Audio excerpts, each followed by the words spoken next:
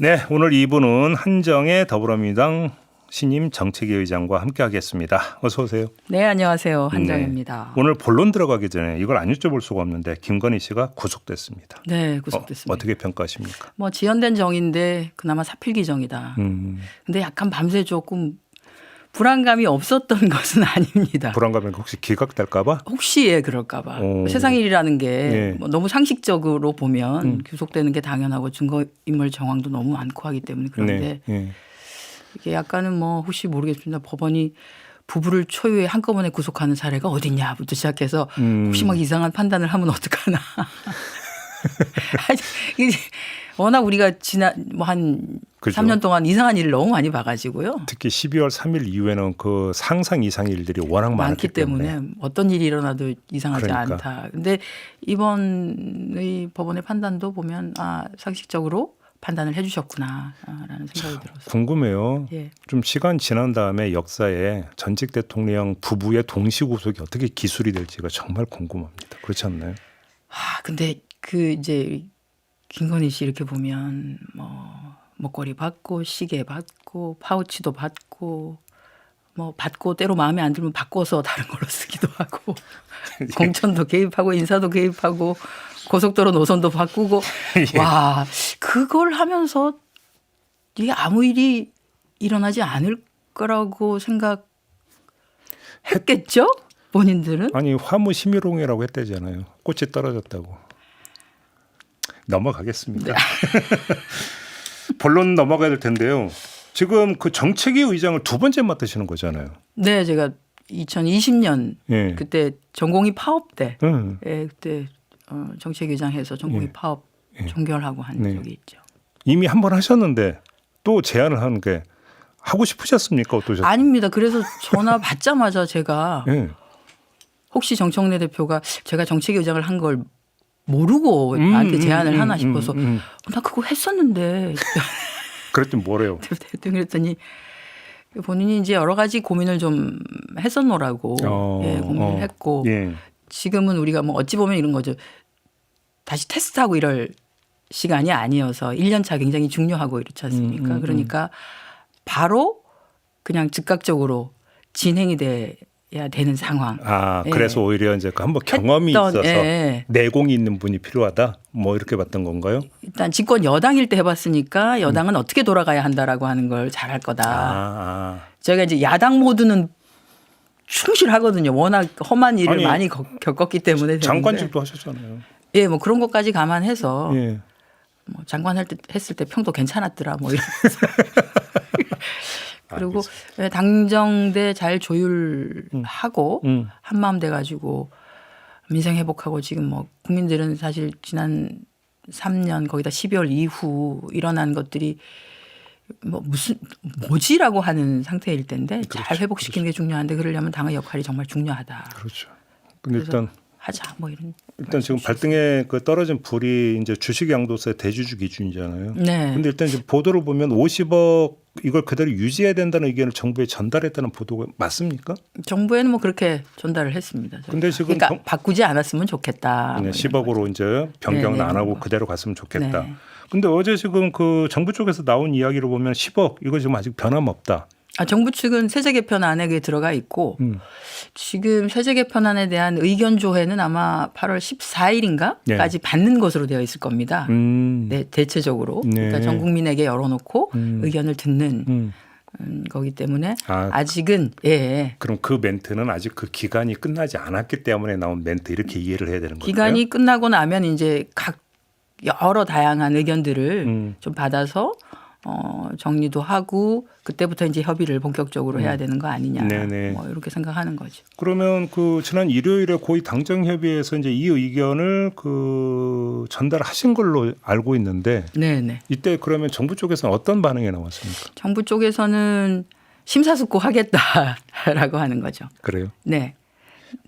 저희는 이제 그것에 고민이 없었던 것은 아닙니다. 왜냐하면 당내에서도 굉장히 다양한 의견이 있고요. 다양한 의견이 있고 우리가 코스피 이렇게 보면 이제 주식시장에서 열심히 하시는 개미들은 뭐 니케이 지수도 보기도 하고 나스닥도 보고 막 이렇게 하는데 우리 주식시장은 왜 이렇지라고 하는데 지금 이제 일본의 주식시장을 보면 한창 안 좋았을 때 잘 나갔을 때 80년대 이때 막 거의 4만까지 치다가 4만까지 가다가 잃어버린 30년으로 쭉 내려와서 네.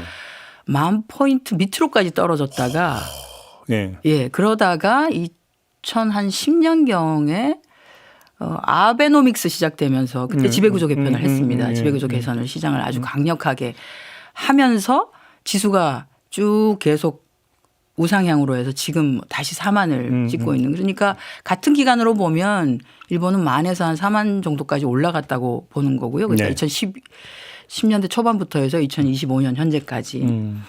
우리는 이제 그렇지 않은 거죠. 예, 우리는 왜 이런가를 보면 이제 일본하고 우리가 좀 다른 게 일본은 그 잃어버린 30년에 부동산 시장 역시 버블 경제로 부동산 시장도 완전히 이제 무너졌습니다. 그러니까 자금들이 갈 만한 곳을 좀 찾기 위해 굉장히 노력을 했는데 그때 지배구조 개편이라고 하는 아주 대대적인 개선이 있었고 그래서 주식시장으로의 자금 유입을 좀 원활하게 하는데 그냥 일본 내의 뭐 개미들의 주식도 주식이지만 해외 투자자들이 굉장히 많이 들어왔습니다. 해외 투자자들이. 일본이 뭔가 변화가 있고 거기다가 이제 아베노믹스 이렇게 해서 기업들에 대한 성장 전략 이런 것들도 막 내세우고 하면서 그러니까 양쪽으로부터 자금 유입이 들어와서 기업들이 성장하는데 자본을 조달하는데 굉장히 도움이 많이 된 거거든요.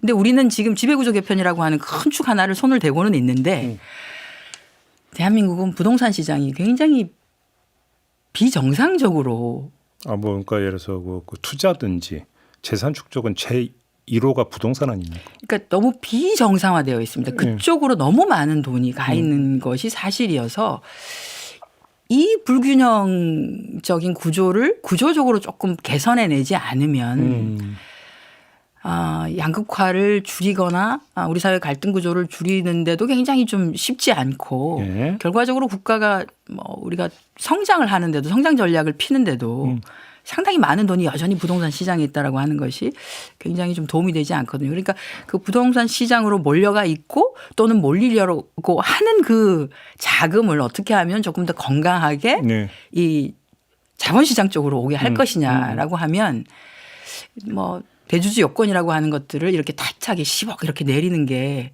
알겠습니다. 결국 좋은 시그널은 아닐 거다 이렇게 보는 거죠. 저희가 이 문제 관련해서 그러니까 주식 투자자 연합하고도 한번 인터뷰를 했는데 이 대주주 기준 말고 이 배당소득 분리과세 그건 좋은데 최고세율이 너무 높다. 이런 주장은 혹시 이것도 손보실 계획이십니까? 아니 그건 지금 현재는 뭐 그것은 검토 단계에 있지 않습니다. 왜냐하면 배당소득 분리과세나 이런 것들은 다 세법 관련한 사항이어서 결국은 국회에서 논의를 하게 됩니다.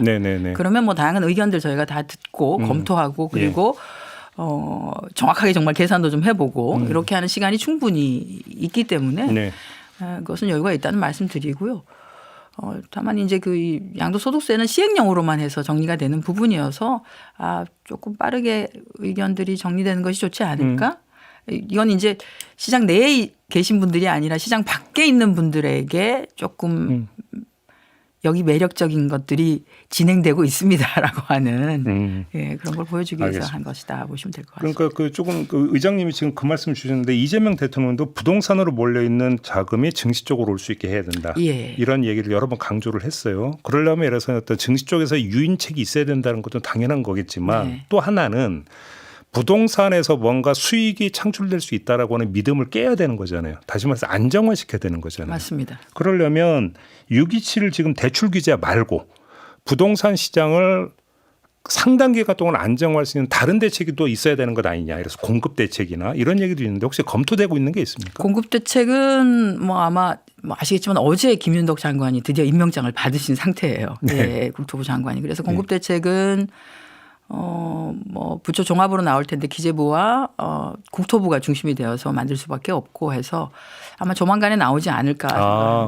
나오긴 나오는군요. 그럼요. 대통령께서도 규제로 제한을 하는 데는 한계가 분명히 있다. 그것이 그렇기 때문에 공급 대책으로 그 공급도 예전에 이제 그 윤석열 정부 생각해 보시면 막 초기에 270만 호. 숫자는 거대한데 도대체 지금 어떻게 됐지라고 생각해 보면 제가 이렇게 봤더니 동기간에 실제로 이제 그렇게 호수로 발표한 거 말고 우리가 이제 얼마나 가시적으로 공급되겠다라고 하는 건 착공을 했다라고 하는 걸 보면 알 수 있지 않습니까? 그런데 문재인 정부 동기간 대비 윤석열 정부 동기간에 착공되는 비율을 보면 40% 정도밖에 되지 않았습니다. 실제로 공급이 거의 뭐 최악의 수준이라고 해야 될까요? 네네네. 그러다 보니까 지금 시장이 굉장히 불안정한 것도 사실이기 때문에 빠르게 공급할 수 있는 것에 중점을 둔다. 네. 예, 그러니까 새로운 신규 택지 이런 것이 아니라 기존의 3기 신도시. 그 속도를 올린다. 예, 네. 이거 되는 거냐 안 되는 거냐. 그러니까 거기에 빠르게 하겠다. 그리고 이미 신규 택지로 되어 있는 데는 공급 물량을 조금 더 올리는 방식으로 하고 그리고 유휴부지라든지 정부가 가지고 있는 부지라든지 이런 것들 정부가 개발할 수 있는 것들이 있습니다. 예를 들어서 뭐 지방자치단체가 갖고 있는 공공 건물 이런 건데 재건축을 해야 되는 상황이다. 이럴 것 같으면 그런 거에 밑에는 공공청사 같은 것들을 집어넣고 위에는 주거시설을 넣는다든지 해가지고. 주상복합식으로 해서. 그렇죠. 그러면 굉장히 빨리 예, 또 들어가지고 하기 때문에. 근데 지방부터 사실 우리가 그러면 그 수도권에서 뭔가 좀 많이 나와야 되는 거 아닌가요? 사실 이건 다 수도권이 문제이죠. 수도권도 일부 뭐 서울에 국한된다라고 보시면 오히려 크게 틀리지 않습니다. 3기 신도시 관련한 부분, 뭐 신규 택지 이런 것들은 경기도에서 어느 정도 정리가 되고 있기 때문에 그래서 서울은.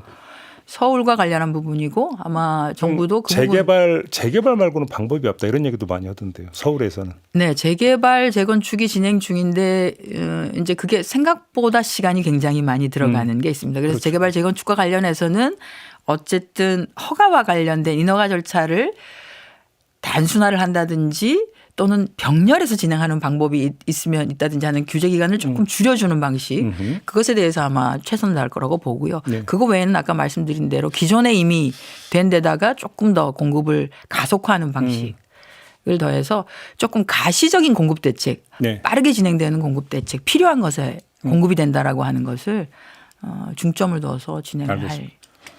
하나만 더 여쭤볼게요. 예. 지금 이재명 대통령이 연일 산재 사고에 대한 엄정 대응을 주문을 하고 있습니다. 네, 맞습니다. 자, 그러면 이제 관련 입법도 지금 손질이 좀 돼야 될 것 같은 관련 법률도 네네. 혹시 검토하고 있는 게 있습니까? 지금 산재는 저희가 이제 중대재해처벌법과 네. 그리고 뭐 산업안전보건법에 있어서 법적인 체계는 거의 되어 있다고 보고요. 네. 그 체계에서 조금 더 꼼꼼하게 손봐야 되는 것들을 네. 좀 지금 검토 중에 있다고 보시면 될 것 같습니다. 디테일 보완입니까? 예, 디테일 보완을 해야 되는 예. 것이 있고요.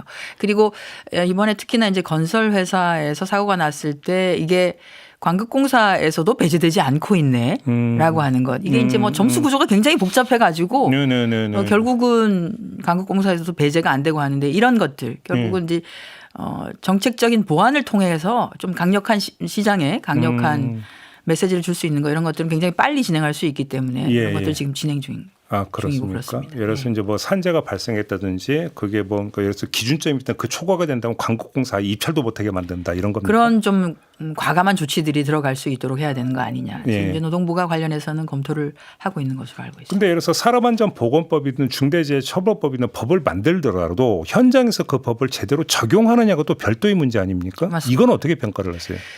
그 산업안전감독관의 수를 그간 굉장히 많이 늘리기도 했는데요. 예.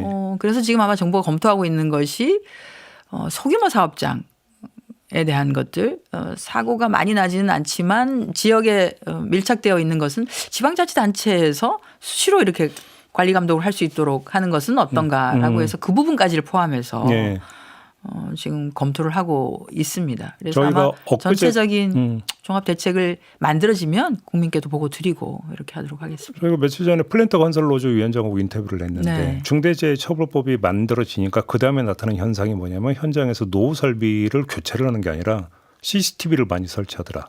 왜? 이게 사업주의 책임이 아니라 노동자의 부주의 책임이라고 하는 것도 입증하기 위해서. 현장에서 지금 이렇게 나타나고 있다고 하더라고요. 그런 것도 필요하겠죠. 왜냐하면 사고가 나고 나면 도대체 사고가 어떻게 해서 발생했는지에 대한 것들을 지금 조금 철저하게 다뤄야 될 필요도 있고 하기 때문에 예. CCTV를 설치하고 하는 것 것도 필요하지만 CCTV와 더불어서 근본적인 안전을 확보하기 위한 그러니까 그 얘기인 거죠. 설비 보완 이런 것들은 우선적으로 들어가야 되겠죠. 그러니까요. 그렇다라고 하면 현장 노동자들이 불안해하지는 않겠죠. 그래서 그런 것들은 당연히 저희가 이제 건설공사가 있거나 하게 되면 되게 산업안전보건비라고 하는 것, 그러니까 공사 비용의 특정 퍼센테이지를 이거는 산업안전보건 쪽으로 쓰세요라고 하는 게 들어가도록 되어 있습니다. 그게 실효성 있게 작동되고 있는지도 좀 볼 필요가 있을 것 같고요. 알겠습니다. 어쩌면 이것도 연결이 될 수 있는 노란봉투법은 어떻게 지금 계획하고 계세요? 저희가 8월 안으로 처리하는 겁니까? 예, 그렇습니다. 그게 좀 되면 이게 이제 그 현장 안전도 사실은 하도급 문제에서 비롯되는 것도 되게 많잖아요. 노란봉투법이 만들어진다면 그 부분이 상당히 구조적으로 좀 개선이 가능하다고 기대하시는 겁니까? 일정 부분 저는 가능하다고 봅니다. 지금 산업안전보건법상의 이제 안전보건과 관련해서는 원청이 개입을 할 수도 있다. 이건 목숨과도 관련된 부분이니까 하청에만 맡겨서 될 건 아니어서 원청이 개입할 수도 있다라고 하는 부분을 좀 여지를 열어놓기도 했었거든요. 네네.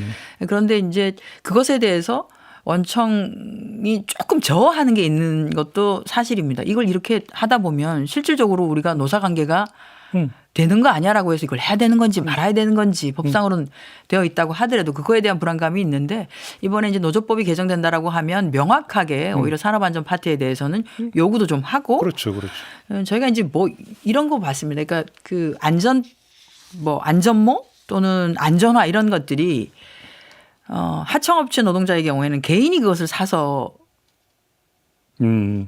회사에서 지급을 해주는 게 지급을 아니라 해주는 게 아니다 보니까 다 날가 떨어질 때까지 그냥 더 이상 안전을 확보할 수 없을 지경이 될 때까지 그것을 착용하고 있는 경우가 다수가 있는 거예요. 그래서 이런 것들까지 이렇게 너무 이제 원하청 관계가 복잡하게 되어 있다 보니까 이런데 특별히 뭐 다른 것보다도 이런 거에 우선해서 목숨과 관련된 안전과 관련된 부분과 우선해서는 협상이 좀 진행될 수 있도록 하는 것이 네네. 우리가 건강한 그렇죠. 노사문화와 더불어서 산업안전 부분의 건강함을 확보하기 위해서도 중요하다 이렇게. 알겠습니다. 자, 오늘 말씀 여기까지 듣겠습니다. 고맙습니다, 의장님. 네, 고맙습니다. 네, 한정혜 더불어민주당 정책위 의장과 함께했습니다.